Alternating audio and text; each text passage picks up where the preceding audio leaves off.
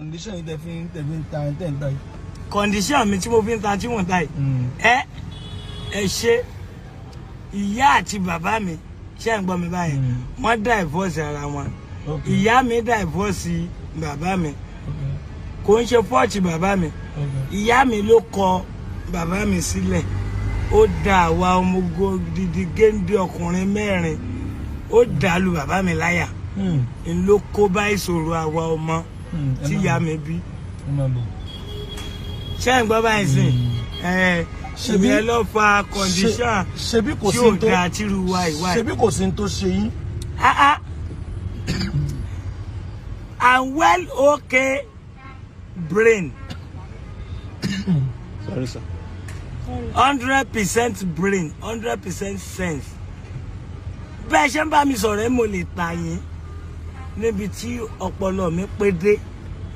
Bọ̀ nígbà tá a ti bára wá rú condition tá a wà yìí kí wá la wá fẹ́ ṣe àṣà lè jalè. Àṣà mọ̀ rọ́ọ̀fù ẹ̀ náà ni àṣà jẹun. Á jẹun náà. Á mọ̀ rọ́ọ̀fù ẹ̀ náà ni. O lè ló bọmọ jẹ́ àní jalè. Á rọ́ọ̀fù ẹ̀ ní náà ni àṣà bàbá á mọ̀ pé àṣà jẹun. Sọ́ni tó ṣẹlẹ̀ nìyẹn. Iṣẹ́ ìwé lè máa ṣe mo fẹ́ kẹ́ kúrò ní títì. Ẹ ṣe láti máa ta. ṣe rí iṣẹ́ ọwọ́ tí mo kọ́ láàárọ̀ ọjọ́ mi. Ṣé ń gbọ́? Such as coil, element and wiring. Ẹni ẹlẹ́gbẹ̀ẹ́. Such as coil, element and wiring. Such and coil. Such as coil, element and wiring. Iṣẹ́ tí mo kọ́ láàárọ̀ ọjọ́ mi nìyẹn. Àwa là ń ká kọ́ìlì generator. À ń ká kọ́ìlì àwọn ẹ̀rọ ọlọ́ta, ẹ̀rọ ọlọ́gì. Gbogbo anything coil tí ó ń ti pé anything pé kíní yìí o ó máa wine.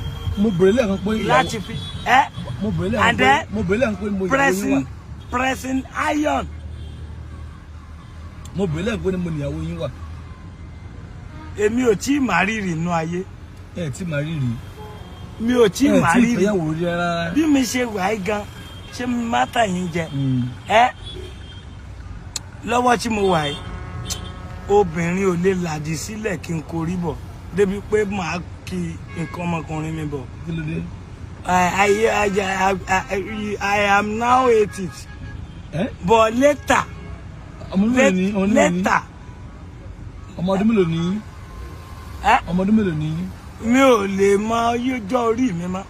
Ẹ lè mọ̀ mọ́. Téèyàn bá ti ń rántí ọjọ́ orí èèyàn, èèyàn ń sún ọjọ́ ìṣerere èèyàn sẹ́yìn ni.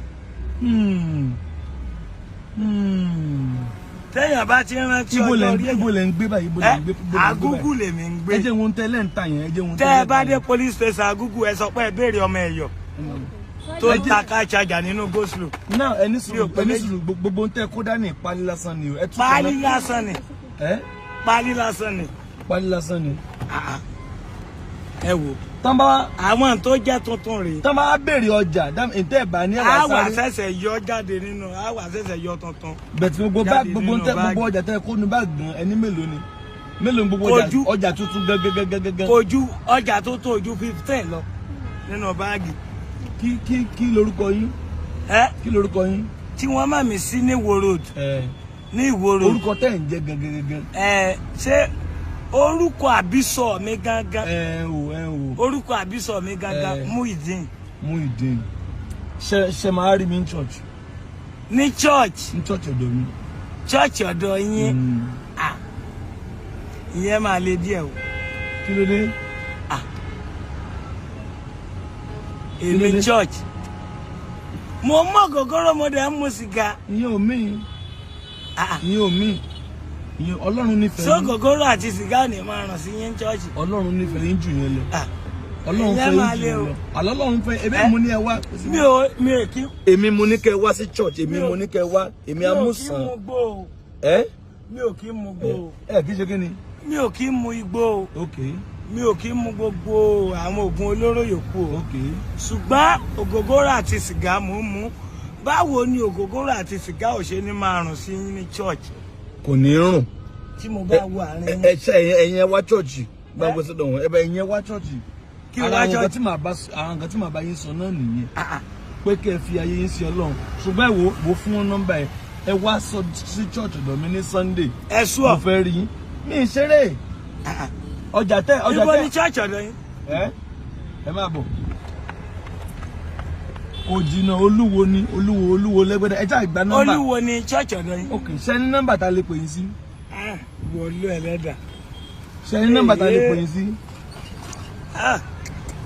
Ẹran ti kúlù àìlọ́bẹ̀ o.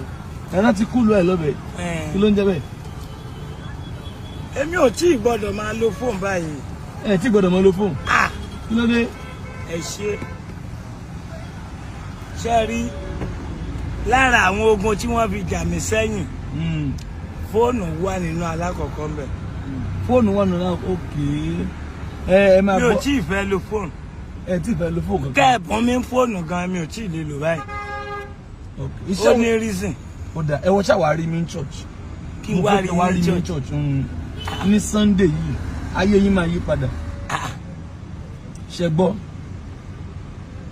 tí mò ń sọ ni. Àní ẹ wá rí mi ní church. Ṣé ló kó mò ń ṣeré ni? Ẹ wojú mi. Wọ́n ní ká ẹ gbà lẹ́yìn. Ẹ gba owó yẹn náà. Mo gbà o. Ẹ rí mo gbà o. Ṣé ń gbọ́? Ṣùgbọ́n nígbà tí mo gbà ṣé ń gbọ́? Mi gbà nítorí pé kí n wá rí yín church o. Èmi fẹ́ kẹ́ wá rí mi ṣé ṣùgbọ́n tẹ̀yin bá wá sọ pé dandan ẹ wá rí mi. Because mo ń láti jẹ́ wípé something is behind it. Torí ẹ̀ ní ṣé rí mi fẹ́ gba ọ̀nà yìí ọ̀dọ̀ mi fẹ́ lọ gbà ẹ̀mí ẹ̀ ṣáà ní gba ọ̀nà yìí bóyá torí ká lè rí yín ni Ọlọ́run ṣetán tí ó yí ayé yín padà jẹ́ ẹ wá rí mi ní Sunday ó yá kí ẹ fún wa ní pálí kan ká kọ nọ́mbà tẹ́ máa pè sí nígbà tẹ́ ti lẹ́ẹ̀ni fóònù yẹn mú pálí kan ká kọ nọ́mbà ẹ wò ẹ jẹ́ ń júwe fún yín ẹ wo bí ẹ jẹ́ ń júwe fún yín ṣé ń júwe fún yín kò le tó báyìí ẹ jẹ́ ń júwe fún yín náà láti ẹ máa gbọ́dọ̀ bá dé wòrò ṣe pé ìwòrò dàbí bọ̀dẹ́ wo bíbà yìí ṣe bí báyìí wà bẹ́ẹ̀ báyìí wà bíbà yìí ṣé ń gbọ́n bọ̀dá láti wo road ẹ máa mọ́tò Ẹgbẹ́dá Olúwo ń bọ̀ mọ́tò ṣẹlẹ̀ ìyẹn gbogbo yẹn nǹkan ní izu òyà kí ni izu phone number tẹ́ ẹ mọ̀ pé àbí fún èmi òyà máa fún yín sí ẹ jẹ́ ń kọ́ fúnra òyà bàbá no sẹ́sẹ́ bá ń kọ́ ẹjọba yín kọ́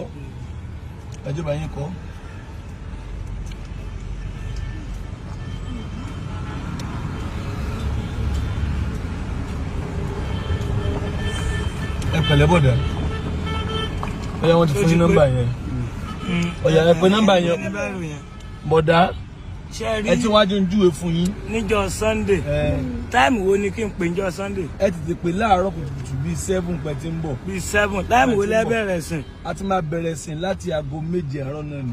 láago 7 àárọ̀ wọ́n máa pì kọ́ yín ṣe gbọ́. ẹ wá gbogbo ọ̀nà dé Olúwo wọ́n fẹ́ kí nǹkan kan yé yín o.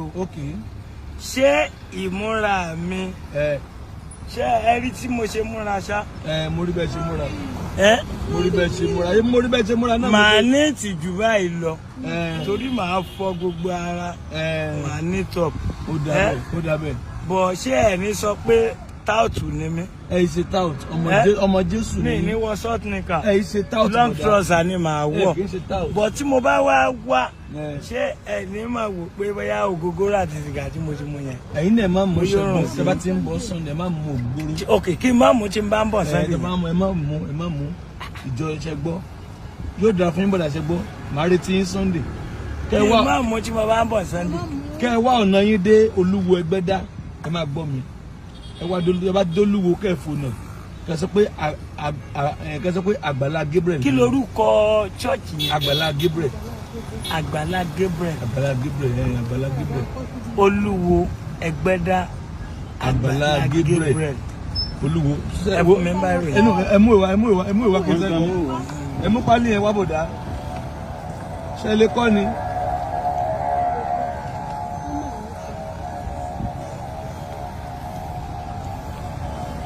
ó dùn mí táàmù àbí ìdání kò sá ẹ máa kó àbí sínú mọ́tò bọ́dẹ̀ ẹjẹ́ bá yín kọ́kọ́ àpá mọ́tò ti mú inú ó dọ̀ fúláwà ó yá ẹjẹ́ bá yín kọ́ sẹ́ẹ̀ ṣáàtì kọ́tẹ̀ so ẹ pàdé mi ní church sẹ́lẹ̀ ṣẹ́gbọ́ ẹ pẹ̀lẹ́ God bless you.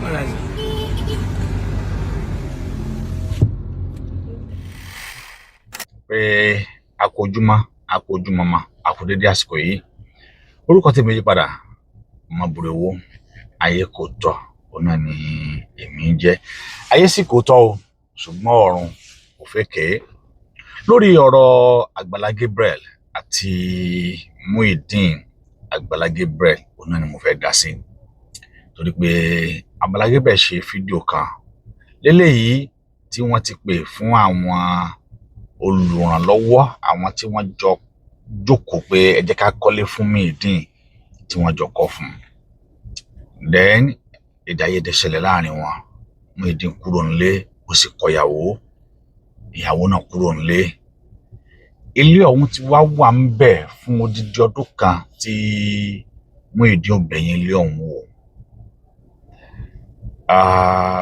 kí ó tó di pé mo tẹ̀síwájú ná nínú ọ̀rọ̀ yìí òwe Yorùbá sọ wípé tí a bá fi àgbò fún eégún á jọ̀wọ́ okùn ẹ̀ sílẹ̀ ni ìyẹn òwe Yorùbá kan òun náà ló sọ bẹ́ẹ̀ Yorùbá kejì ni pé tá a bá ní kí wèrè ó ṣòkú ìyá ẹ̀ bó ṣe wù ú wèrè ó tún sun òkú ìyá ẹ̀ jẹ òwe méjèèjì yìí òun ni mo fẹ́ lò ìkan yóò máa bá Muyideen wí ìkan yóò máa bá Àgbàlá Gabriel wí òwe ẹlẹ́kẹta ni pé a kì í fowó ra òyì kó má kọ́ni lójú oògùn tá a bá sì fowó ṣe èèyàn ò kì í mọyì oògùn náà òwe méjèèjì yóò wá máa báàkì Àgbàlá Gabriel pẹ̀lú gbogbo gbèsè tí wọ́n bá gbé lórí ọ̀rọ̀ yìí àmọ́ ṣáájú kí n tó bẹ̀rẹ̀ sí ní yìnbọn àwọn òwe yìí ẹ jẹ́ ká jọ lọ wo fídíò yìí ká jọ lọ gbọ́n tí Àgbàlá Gabriel ká jọ lọ gbọ́n tí wọ́n sọ. lágbára o ṣé odidi ilé báyìí wọ́n ti mú ẹni yẹn o torí àná ni mo gbọ́ pé ẹnìkan wá já ilé ìlẹ́yìn ilé ọ̀gá wa ṣẹ́wọ̀n kò sí tí mo lè sọ sí i mo kàn fẹ́ fi ọ̀rọ̀ sí àwọn èèyàn lẹ́nu kí wọ́n sọ̀rọ̀. It is time we decide. Foundation Àgbàlá Gabriel ló kọ́lé fún yẹn wọ́n mú yẹn lábẹ́ bridge wọ́n ṣàánú ẹ̀ wọ́n kọ́lé fún ẹ̀ wọ́n ṣí ṣọ́ọ̀bù kò sówó family ẹni yẹn bẹ̀ foundation a team di àárọ̀ gbogbo wọn ṣì wà lórí fóònù tó máa pè mí wá ní dáadé ẹni sùúrù ọmọ ń tàn sí o so èèyàn wọ́n lè fi lélẹ̀ ó ti ń lọ ọdún kan báyìí ó ti jọ ọdún kan lọ so kò dẹ̀ sí wáìfù wọn náà mọ̀ ń bí báyìí so náà wọ́n wá já ilé wọ́n ti mú ẹni àbí wọ́n lẹ́gbọ́n ti mú ẹni àbí wọ́n mú ẹni yẹn wọ́n dẹ̀ ti lọ lọ́ọ̀kẹ́ torí wọ́n ká ẹnìkan tó wá síbí ẹni yẹn ibi iná já ẹ wo nǹkan ibi ni wọ́n já ibi ni wọ́n já so ibi ni wọ́n já èmi kàn ń bọ̀ láti gbà torí ṣẹ́gbẹ́ church wa ti wà ní títì so ẹ̀ẹ̀kọ̀ọ̀kan ni mò ń wá sí camp bí ẹ̀ẹ̀kan lọ́sẹ̀ so mi ò rí lè wò gan mi ò rí wò pé bẹ̀yẹn kò já ọ̀rá yìí ṣé ilẹ̀kùn bẹ̀yẹn kọ́ wọ́n já máa bọ̀ ẹ̀wọ́n máa ń ká window sẹ́gbẹ̀ wọ́n já ibi ìbàyẹ̀ ẹ̀wọ̀n gan wọ́n já ilé yìí very okay still very okay ẹ bá ń ṣí window ẹ ló bá ń ṣí window bẹ̀yẹn still very okay ẹ ló bá ń ṣí store lélẹ̀ ẹ wò lẹ́kùn ẹ wò láìlọ́n sì wà lára rẹ̀ láìlọ́n sì wà lára rẹ̀ bá ń tan náà láìlọ́n sì wà lára rẹ̀ ẹ wò nǹkan láìlọ́n sì wà lára lẹ́kùn gan ilé òtí ẹ̀ tí mọ̀ kan ń lòun gan ẹ wò láìlọ́n sì wà lára ẹ wò nǹkan ẹ wò àwọn nice cotton àtìgbà yẹn ẹ wò nǹkan kò sí nǹkan tó ṣe lé kò sí nǹkan tó ṣe àwọn tíà ẹ wò àwọn tíà máa ń gbé ìgbà wọ́n wá já wọ́n tẹ̀sí mú ẹni yẹn náà wọ́n ti wọ́n ní kò tí ì mú nǹkan kan o kò tí ì jí nǹkan kan o so mo rò pé dẹ̀gbọ́n ní ìmọ̀ tán ní tíbi tó wà níbi dẹ̀gbọ́n ní ìgbà tí wáìfù wọn lọ ìgbé àwọn ọ̀nà gbẹ̀dọ̀ nù mi ìmọ̀ tó kù tó wà ń bẹ̀ bẹ̀tẹ̀ àwọn nǹkan tó ṣàwà ń bẹ̀ ni so decision mi ni pé mo fẹ́ mọ opinion ẹ̀yin tẹ́ ẹ kọ́ ni ẹ̀yin foundation wa ẹ̀yin Àgbàlá Gabriel kì í ṣe woro sí woro ẹ̀yin foundation Àgbàlá Gabriel come and see the bedroom.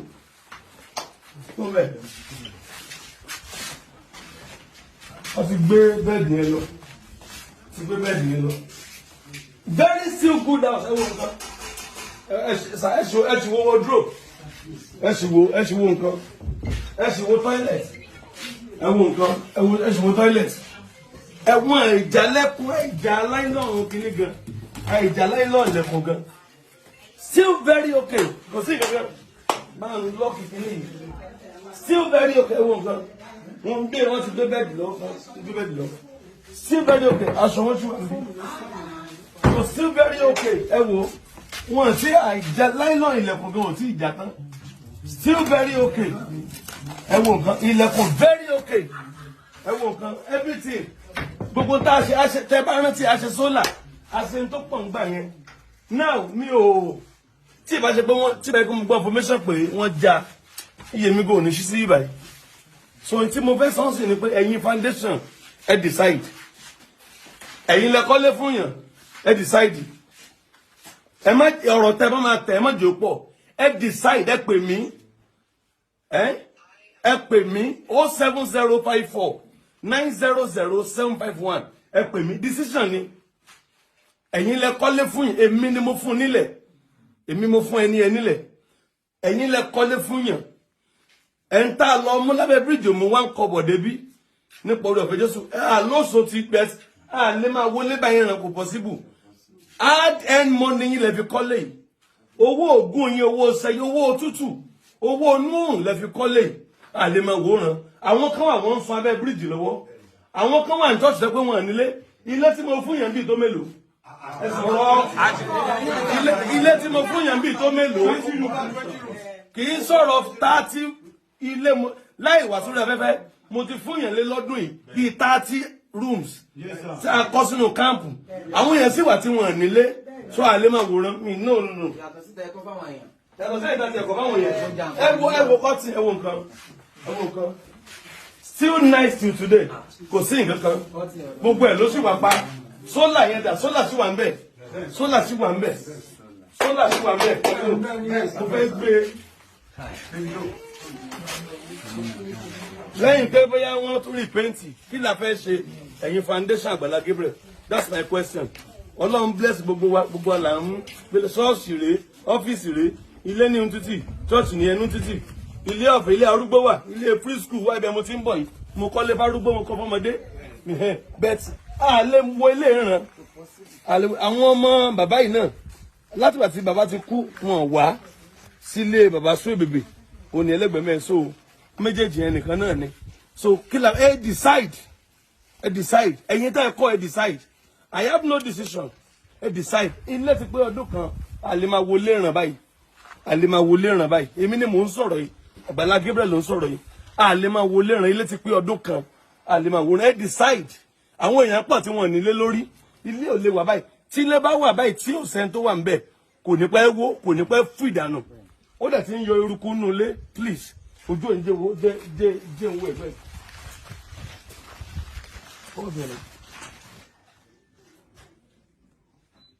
ẹ wò nǹkan iná ló tàn yìí ó ní tó lánìí gbogbo ẹ̀ ló wà ń bẹ̀ títí di bá a ṣe ń sọ̀rọ̀ yìí everything is still there so decision mo kàn fẹ́ kí ni ká ṣe ẹni sọ ẹ dúró yín what to do ẹ take decision ẹ share gan backup page wa ni ó ní ẹ follow wọ́n suspend the page wa yẹn náà wọ́n suspend ẹ bẹ́ẹ̀ follow eléyìí mímú ní ẹ follow eléyìí báyìí Àgbàlá Gabriel global page backup ẹ follow eléyìí náà ẹ follow ẹ dáadáa ilé níbẹ̀ lẹ́tì máa rí wa dáadáa báyìí wọ́n suspend yẹn náà máa fún wa bọ́n bá tiẹ̀ fún wa gan máa kọ́ fílẹ̀ díẹ̀ náà because àwọn cases tá ti gbé ó bà page yẹn jẹ́. So this is our backup page, official page. Ẹ follow ele, ẹ share, ẹ máa comment decision yín, ẹ comment, ẹ message me, please call me. I'm ready to ẹ gbàgbé mo ti sọ ńgbà kan, mo ní tó bá wá sínú ilé ẹ̀ padà pé this is my house, ilé tí wọ́n kọ́ fún mi rèé. Anybody ò lè, Ọlọ́run alààyè ń gbọ́. Inú ilé ẹ̀ rèé. Inú ilé mo ti sọ ńgbà kan pé tó bá wá o kó wá sínú ilé ẹ̀ is the owner of this house. Òun la kọ́ fún tó bá wá. Tó wá jẹ́ pé kò wá a jẹ́ pé decision ẹ̀yin ìyẹn wá. Ẹ bring out decision. Kò possible ká fi ru ilé báyìí. This is standard 2-bedroom flat. Tó ní kitchen, tó láwọn toilet, tó ní store. God bless you. Ojú òní tì yín o. Ẹ ṣé o.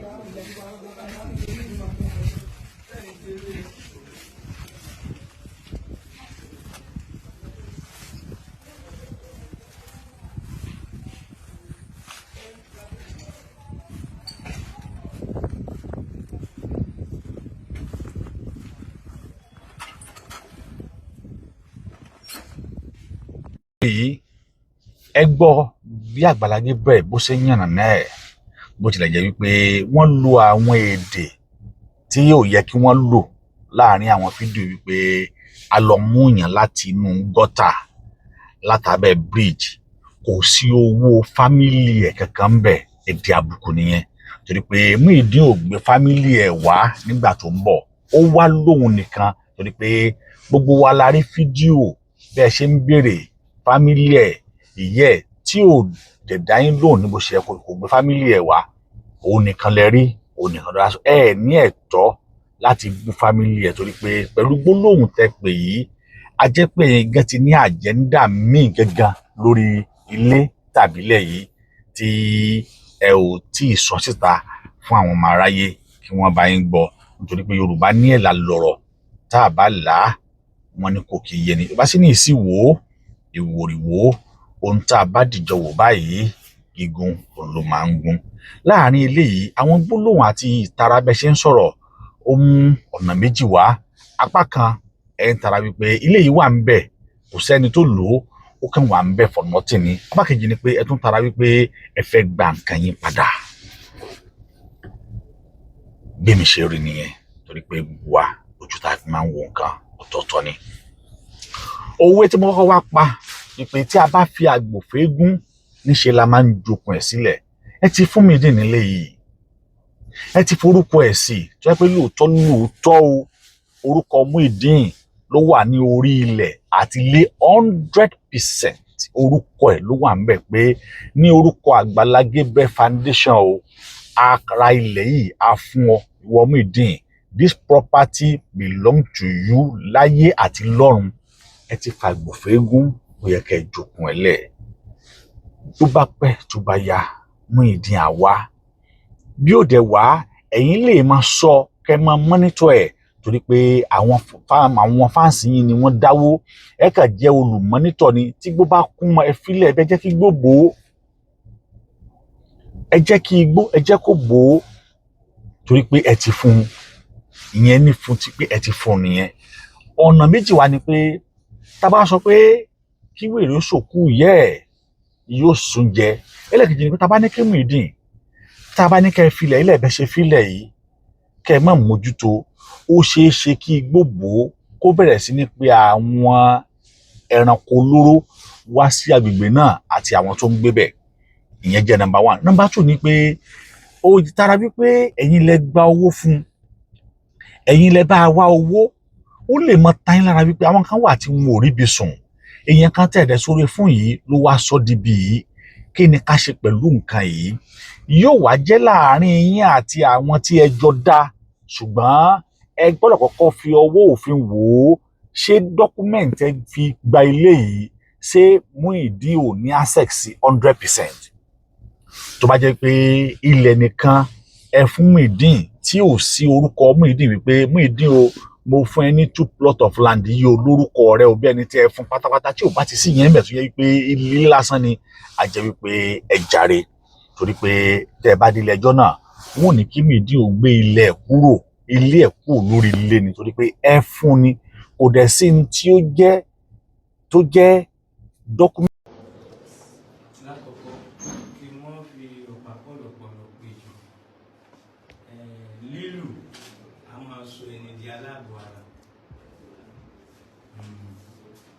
tó jẹ́ kí ọ̀dọ̀ bàbá Gabriel ò sú mi láti máa gbé láti wà ní àkàtà wọn ní tó jẹ́ kó sú mi ni pé wọ́n máa ń nà mí ní ọ̀pọ̀lọpọ̀ ìgbà. ṣé mi ẹlẹ́ẹ̀kejì tí ọ̀rọ̀ bá dá èmi àti ìyàwó mi pọ̀ wọ́n máa ń gbọ́ complain ìyàwó mi ju complain títí tèmi lọ. nígbà ọ̀pọ̀lọpọ̀ ọgbà níyàwó mi máa jẹ̀bi ṣùgbọ́n nígbà tí wọ́n bá ti kọ́kọ́ gbọ́ ẹjọ́ tiẹ̀ wọ́n lè gbọ́ ẹjọ́ tiẹ̀ náà. ní tó ń bá wá sọ fún wọn àwọn máa fi ṣe discipline fún mi débi pé wọ́n ti ń nà mí débi pé ẹ̀jẹ̀ ti ń jáde lára mi. so ìyẹn ló kọ́kọ́ jẹ́ kó sú mi. ẹlẹ́ẹ̀kejì wá ní pé ọdún wọ́n gbìyànjú fún mi o torí pé kéèyàn tó wò sùsùsùn kó tó mú yàn kúrò nínú ẹ̀rọ̀fọ̀ iṣẹ́ ńlá ló ṣe kì í ṣiṣẹ́ kékeré. wọ́n gbìyànjú dúpọ̀ lọ́wọ́ ṣe gbogbo àwọn tí wọ́n dẹ̀ ń donate owó fún mi nígbà yẹn náà pé bàbá Àgbàlá Gabriel ẹgbà ìbá ìsàkáǹtì yẹn ẹgbà ìbá ìsàkáǹtì yẹn ẹ bá wa fi kọ́lé fún Muyideen ẹ bá wa fi gba ṣọ́ọ̀bù fún Muyideen ẹ bá kọjá rẹ̀ síbẹ̀ ẹ bá ṣe gbọ́ ẹ bá ṣe gbọ́. mo dúpẹ́ lọ́wọ́ títí wọn náà ọlá wọn máa ro òkè ní àánú Ọlọ́run kò lè ní fi wọ́n sílẹ̀ nígbà kọ̀ọ̀kan. so ẹ ṣé mo dúpẹ́ o bọ́ nǹkan tí mo kàn fẹ́ báyìí ni wípé wọ́n ní tá a bá tú ẹran jẹ kó a sọ okùn rẹ̀ lẹ̀ ni. mo fẹ́ kí bàbá Àgbàlá Gabriel kí wọ́n fún mi ní freedom. wọ́n ti tú ẹran mi jẹ kó already kí wọ́n sọ okùn rẹ̀ lẹ̀ kí wọ́n dẹ̀ ṣe ẹ̀tọ́ tí wọ́n máa fẹ́ ṣe fún mi tí wọ́n bá ní lágbára ẹ̀tọ́ tí wọ́n bá ní lágbára láti ṣe fún mi. kí ni wọ́n ṣẹlẹ̀ kẹ́kẹ́kẹ́ tó tó? ẹ ṣe kókó tó ṣẹlẹ̀ tí mo fi kúrò bí ni wípé ìyàwó mi máa ń wá mú ẹ̀sùn mi wá bá bàbá Àgbàlá Gabriel pé mò ń háṣì mọ́ mi nínú ilé pé mò ń háṣì mọ́ mi ní ṣọ́ọ̀bù. bí bàbá Àgbàlá Gabriel ṣe ìgbà kọ́kọ́rọ́ ṣọ́ọ̀bù àti kọ́kọ́rọ́ lé bí ẹ ṣe gbà lọ́ọ̀ mi kó lé ìyàwó mi ibi tọ́rọ̀ rẹ ti kọ́kọ́ tí wà láyé tí kọ́kọ́ bẹ̀rẹ̀ nìyẹn. so alẹ́ ijọ́ Tuesday mo kúrò lọ́dọ̀ dájì mo kúrò lọ́dọ̀ Àgbàlá Gabriel nínú ọ́fíìsì mo ní mò ń lọ ilé mo fẹ́ lọ yàgbẹ́ nílé. nígbà tí màá dé ẹ̀yìn kùlé nínú ilé pé kí n wọ ẹ̀yìn kùlé báyìí mo ṣe yọ ṣubú lẹ́nu ọ̀nà stẹ́ẹ̀pù nìyẹn mo ṣe fi orúnkún sálẹ̀ sá orí táìs mi ṣáàlì dìde mo fi gbọ́ wọnú ilé mi ẹsẹ̀ yẹn sá hook débi pé mi ì ní fẹsẹ̀ yẹn rìn dáadáa. mo ṣáàṣẹ wá ń tọrọ owó oògùn tí mo fi ń ra oògùn sí ẹsẹ̀ yẹn títí tó fi di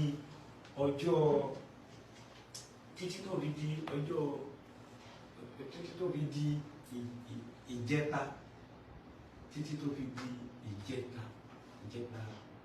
so bó ṣe wá di ìjẹta yẹn torí ìyàwó mi ti bá ti béèrè owó lọ rẹ pé bá a mú owó kí lọ fi ra oògùn ṣẹ̀ṣẹ̀ ìwọ ló wà ní ìjáàjì ṣọ́ọ̀bù báyìí nísìn ọwọ́ rẹ lówó ń dé sí owó kankan ò sí gbé ọwọ́ tèmi mọ́ bá a mú 1,000 kí lọ fi ra oògùn 1,000 máa ń ta oògùn ìmọ̀ yẹn ní stroke sínú ilé ìyàwó mi á ní kò sówó lọ́wọ́ òun ò tajà kankan ṣọ́ọ̀bù òun ò ṣe kíní kan mi ì tó fẹ́ kó tó ń kọ̀ǹpé mi lọ bá dájú àdéhùn pé mo ṣáà ń wòran mo ṣáà ń tọrọ owó tí mo fi ra owó tán bó ṣe wá di ní ìjẹta mo gba àwọn búrẹ́dì àti peanut tí mo jẹ mi ti pín àyìn lówó máa ti sìn ṣáà gba àwọn ẹ̀ ṣe 500 naira àti búrẹ́dì alẹ́ àti peanut yẹn mo ṣe wá jẹ búrẹ́dì yẹn tán ẹnìkan ló fún mi ní owó tí mo fi ra oògùn yẹn tí mo wá lò fún ẹsẹ̀ mi yẹn pé ẹsẹ̀ yẹn tó lè rí bí fún mi bí mo ṣe wá lo oògùn yẹn báyìí tí mo jẹ pé tí mo lo oògùn yẹn báyìí mo ṣe sùn lọ ìyẹn bí mo ṣe wá jí lọ́sàn-án tí mò ń wẹ̀ lọ́wọ́ ní bedroom bí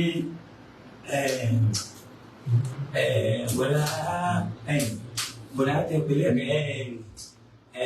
evangelist àbúrò ní dájú ọdún àwọn ọdún wọ́n ṣe wá bá mi ní wọ́n ṣe kọjá lẹ́yìn wíńdò bedroom nìyẹn wọn ṣé bí Muyideen tí wọ́n ní òsì ní ilé ṣe bóun ló ń wẹ̀ lọ́wọ́ ẹ̀ pé Muyideen ṣé ọ wà ní ilé mo ní mo sùn ní mo wà lára mo sùn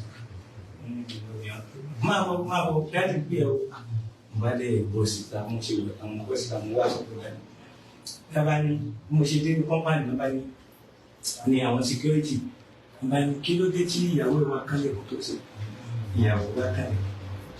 Èmi sùn látàárọ̀ mo ṣe ìdí ní ìsinmi gan ni mo lọ wẹ̀ tí mo fọ́ bẹ kí mi ẹnìkan kan wá kálẹ̀ kó má ọ̀rọ̀ ẹ̀kún inú ilé. Mi sọ jù bẹ́ẹ̀ lọ bóyá dáàbò ti sọ pé tí mo bá ti dé o káwọn security ká máa lè bí mo ṣe sọ̀rọ̀ bàbá yẹn báwọn security yẹn ló bẹ̀rẹ̀ sí nínú pé mo wà náà lé mi ò dáhùn pé mi ò dáyàwó mi àtìyàwó mi kan iye kan kí n bá jọ àpò èmi àti ẹ̀rọ jẹjẹ mi ò bí mo gan nígbà mo bí fún mi ní owó tí mo fẹ́ fi jẹun láàárọ̀ pé mo jẹun bá sáwàdà pé sáàtún ní jẹun láàárọ̀ yìí ó ní òṣòwò kankan lọ pé òun lọ sí inú chọ́ọ̀chì yẹn àti ní prógráàmù ní ìjọ yìí òun lọ sí inú chọ́ọ̀chì yẹn mo tó ń rẹ́rìn mo tó ń wòran wá lọ gbà wọn oúnjẹ. agreement láàrin ẹ̀yin méjèèjì àwọn tó wà ń ta àwàtàwà tá à ń sọ̀rọ̀ a kàn lè máa fojú wò wípé àwọn dẹ̀ wá fún ní o wọ́n fẹ̀yìn jẹ́ àmọ́ tó bá dé ọ̀rọ̀ lẹ́jọ́ the judgment of the social media is different completely from the judgment that they will judge you in the court. Ó yàtọ̀ síra because in the court they need evidence, they need the proof. And the only proof is by physical proof. Kì í sọ̀rọ̀ ẹnu yẹn pé mo ti fún lẹ̀ yìí o ilé wọlé no wọ́n á ní ìjẹ́ dọ́kúmẹ́ǹtì wà tó back ẹ̀ ṣé lọ́ọ̀yà wà tó back ẹ̀ méjì pé lọ́ọ̀yà sign pé ilẹ̀ yìí Muyideen ló ní ilẹ̀ yìí ẹ̀yin lẹ sign ẹ̀. So látàrí ìdí èyí ní fi judgment to social media ó judgment wọ́n máa lọ judge yín ní kóòtù ó yàtọ̀ o ọgbẹ̀yìn tẹ̀ fojú yẹn wò ó yàtọ̀ o kẹ́ ẹ ní evidence tó kẹ́ ẹ ní ọ̀rọ̀ ẹnu wọ́n tí ò bá ti sí written agreement kóòtù kì í sábà bá ẹ̀dẹ̀ o. So látàrí ìdí èyí ó ṣeé ṣe kẹ́ ẹ fẹ́ revoke property yín padà kó lọ́wọ́ Muyideen ilé o lè sọpọ̀ lóní kó wá gbélé ẹ̀ kú àmọ́ tẹ́ ẹ̀ bá ṣe bẹ́ẹ̀ òwe méjèèjì àti wípé náà òwe lẹ́kẹta ni pé oògùn tá a bá fowó rà a kì í mọ iye ẹ̀ eléyìí lọ sọ́dọ̀ Muyideen tó bá jẹ́ pé Muyideen ló lo owó oògùn ojú ẹ̀ tó fi kọ́lé yìí ni kò ní abandon ẹ̀ because torí pé títa ríro tó kọlà yìí kò ní jẹ́ kó lè àbádọ́ odidi ilé tó kọ́ torí nígbà tí ò sí wá náírà Muyideen ń bẹ̀ tí ò sí wẹ̀ ń bẹ̀ wọ́n sì máa ní pé òkú ọmọ iye ara gọ̀ nígbà tí ò mọ iye tẹ́ ẹ ná iye tẹ́ ẹ náà yẹn ò fálù sí kò jọ lójú kò wù ú kò mọ iye ẹ̀ kò ní fálù fún kò wà kókó as in kò ní wéètì lójú ẹ̀ dandan ni kó abandon rú nǹkan bẹ́ẹ̀ yẹn kó wá lọ mọ́ ṣubú míì dájú lóye ẹ̀ ti mọ̀ pé nǹkan kan ṣe Muyideen ní àgọ́ ara yàtọ̀ sí ojú tẹ̀yin fi ń wò ó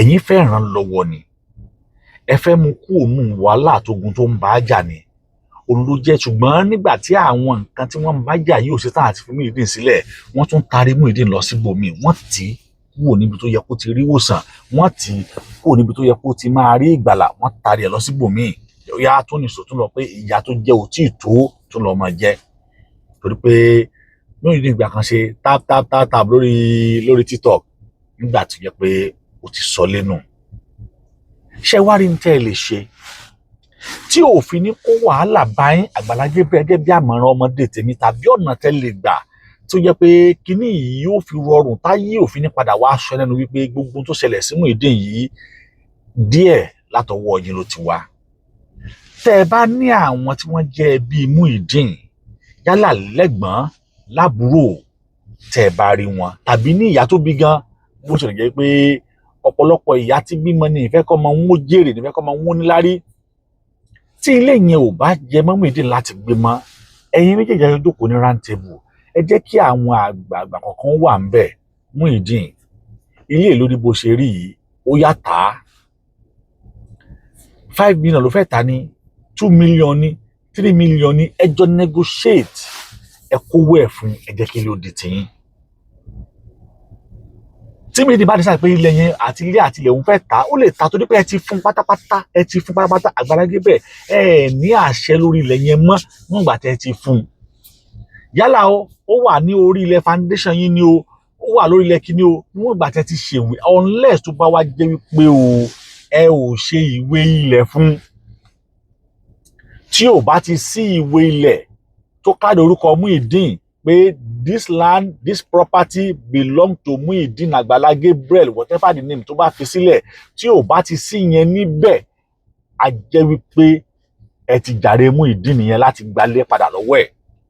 Àmọ́ tí proper document bá ti wà pé Muyideen ló nílẹ̀ ló nílé, tí bóyá pé ẹ wá wò wípé ṣe bí nítorí tiyín ló ṣe kọ́, tí yẹn wá ń ta yín lára, tí yẹn wá ń dùn yín, dandan ni tí ò bá wúlò mọ́ tẹ́lẹ̀ pé kíní ti pé ọdún kan, ẹ pè é, ẹ jọ jókòó in a round table, yóò jẹ́ ọ̀rọ̀ àjọsọ ẹ̀yin àti ẹ̀. Arákùnrin, tí bí yóò bá wú ọ mọ́, tí bí yìí bá ti sọ gẹ́gẹ́ bí ìròyìn àti n tó ṣẹlẹ̀, tọ́kàn rẹ ò bá ti gbé ibi yìí mọ́, ó yá ta ilé yìí. Muyideen ni ó wá sọ wípé òun fẹ́ tà 1,000, òun fẹ́ tà 3,000, òun fẹ́ tà 10,000. Ẹ wá jọ dúnàádúrà, ẹ wá ra ilé ọ̀hún lọ́wọ́ ẹ̀, ẹ wá kówó ẹ̀ fún. Bá a ṣe wá lù ú kò ṣòwò, ọ̀pọ̀lọpọ̀ àwọn ọmọ kan ni wọ́n wà tí wọ́n jọ múnàkúnà. Bó bá ṣe wá wù ú ló ṣe lè ṣòwò ẹ̀. Ẹ ti wẹ̀, ẹ ti yán kẹ́ńkẹ́ń pátápátá. Àmọ́ kẹ́ ẹ wá sọ wípé ẹ̀yin kọ́ lẹ fẹ́ decide, ẹ fẹ́ kí àwọn èèyàn tí wọ́n ń gbọ́ yín lórí social media, ẹ fẹ́ kí wọ́n decide, ẹ fẹ́ kí àwọn fans yín, àwọn Agbala Gabriel foundation tí wọ́n kọ́lé, ẹ fẹ́ kí wọ́n decide. Kò sí ní tẹ́ fẹ́ decide torí pé your first decision ni pé ẹ fẹ́ kọ́lé fún Muyideen, ẹ fẹ́ fún láyé lọ́rùn. Dandan sì ni kí gbóróǹgbó sọ, gbólóhùn aṣọ kó ṣẹlẹ̀ láàrin ọ̀gá àti ọmọṣẹ́ níwọ̀n ìgbà tí wọn ò bá ti lè jọ reach concrete agreement pé let's settle this amicably, everybody wọn á pín gàrí lọ́tọ̀ọ̀tọ̀. Ìyẹn ò dẹ̀ sọ wípé oore tí ẹ ti ṣe fún kẹ́ withdraw ẹ̀. Wọ́n tó bá jẹ́ wípé ẹ hand over the complete document ní lọ́wọ́ òun ló ní. Ìyẹn ò ní kẹ́yìn àti ẹ̀kẹ́ mọ́jọ jà, ìyẹn ò ní kẹ́mẹ́kẹ́ mọ́jọ ní gbólóhùn aṣọ, ìyẹn ò ní kí mistake mọ́jọ wà láàrin yàrá yín. Ṣùgbọ́n wípé ẹ wá ń pe public, ẹ wá fẹ́ seek n tá mọ̀ sí public opinion láti take decision lórí ilẹ̀ àti ilé tí kìí ṣe tí, definitely you already have your opinion on that particular properties. Tí ẹ kàn fẹ́ kí àwọn èèyàn kí wọ́n give opinion wọn láti lè strike with what you have in mind already. But tí ò bá sí nǹkan ní mind yín already, tí mind yín plain sí tó ń ṣẹlẹ̀ yìí, ẹ fi public opinion sílẹ̀, ẹ tẹ̀lé ní tàmọ́ sí spiritual opinion pé this property belong to this man and it is completely belong to this man, it is not belong to me anymore. But tó bá jẹ́ wípé ẹ sì fẹ́ gba property yẹn padà láti lè jẹ́ pé torí pé foundation ni gbogbo bẹ̀yẹn wà fún, then negotiate with him on a round table. Mo fẹ́ gba iye báyìí, mo fẹ́ gba iye báyìí, máa fún iye báyìí, then ó bá dẹ̀ tán, ẹ ò ní pàdé mọ́ láíláí, because as far as that property still remain, ó sì ń remain orúkọ Muyideen Gabriel or Muyideen tó bá wù kẹ́bi sí, òun ló sì ní property ẹ̀. Ìyẹn mo yìí sọ fún yín pé ẹjọ́ bá ní pé ìbùkún ni fún ọmọ ọ̀dọ́ náà torí pé ó fi ọgbọ́n ṣe, ọgbọ́n àti ìmọ̀ àti òye òun lè fi ṣe ọ̀rọ̀ yìí tí ẹ wá fi ní padà wá di ẹlẹ́bi pátápátá, tẹ́ ẹ fi ní padà wá jẹ̀bi. The same thing náà lẹ sọ nípa bàbá Suebebe. Àwọn family wọn náà wá wọlé, àwọn ọmọ wọn náà wá. Whereas kò possible fún ẹni tó wà lẹ́kọ̀ọ́ tó yẹ pé lẹ́kọ̀ọ́ ni wọ́n wà kó wọ́n máa ṣèbàdàn wọn máa wọlé. Bọ́ níbi tí agbára yín ka sí tẹ́ ẹ lè kọ́ sí fún wọn tó yẹ pé ẹ ti ra lẹ́bẹ̀jọ́, ẹ ti fi ṣe foundation lẹ́kọ̀ọ́ sí, ẹ fẹ́ kí bẹ́ẹ̀ yín ó develop as a community ni.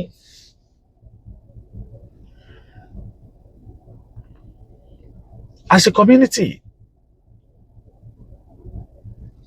Kì bá wá dá ó jẹ́ pé ẹ̀yin àti foundation yín ẹ jọ lọ jókòó, ẹ jọ lọ sọ pé ọ̀nà wo la lè gbà tí irú nǹkan báyìí bá ṣẹlẹ̀ tá a fi lè rectify ẹ̀, because when the problem happens we look at the root cause of that problem and then we try láti mitigate, láti solve that problem so that we won't have any reoccurrence of that particular incident.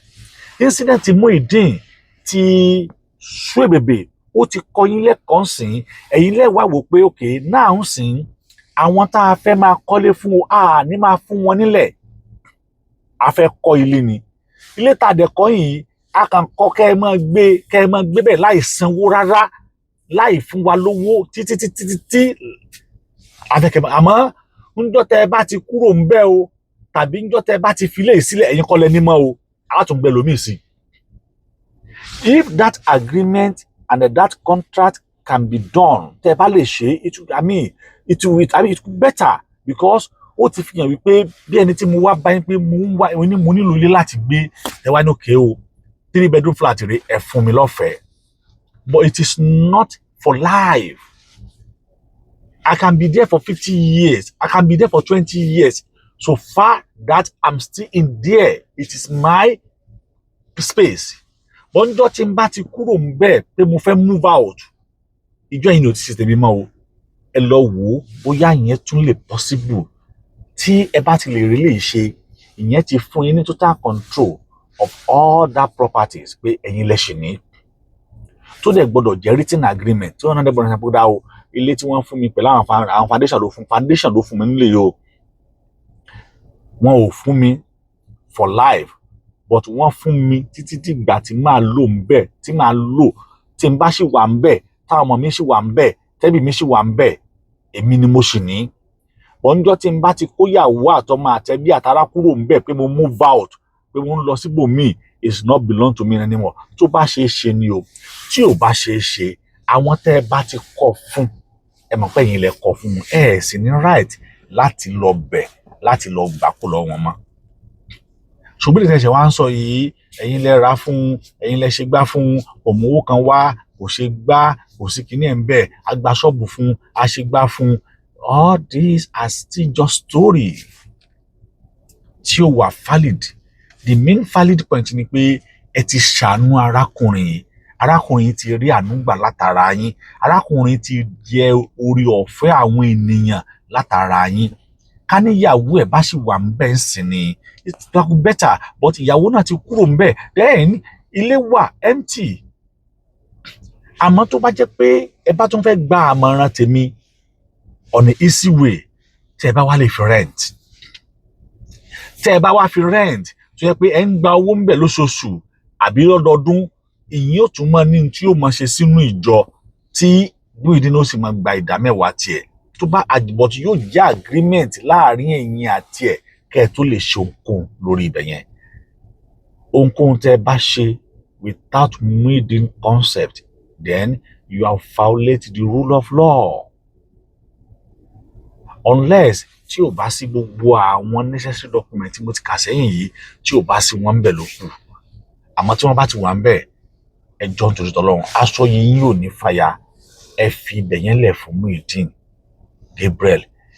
Ẹ wá solution bí ó ṣe padà wá, ẹ wá solution bí ìrẹ́pọ̀ ṣe wà láàrin yín, tí ò bá wá ṣe é ṣe, then ẹ wá solution bí ilé yín ó ṣe jẹ́ títà, kí wọ́n confuse ẹ kó tà, kò dẹ̀ gbọ́dọ̀ tà fún ará àta torí pé ẹ̀yin fẹ́ rà láti tó fi ṣàǹfààní fẹ́ lómi ni, definitely ó gbọ́dọ̀ padà sọ́dọ̀ yín torí pé foundation yín ló kọ́.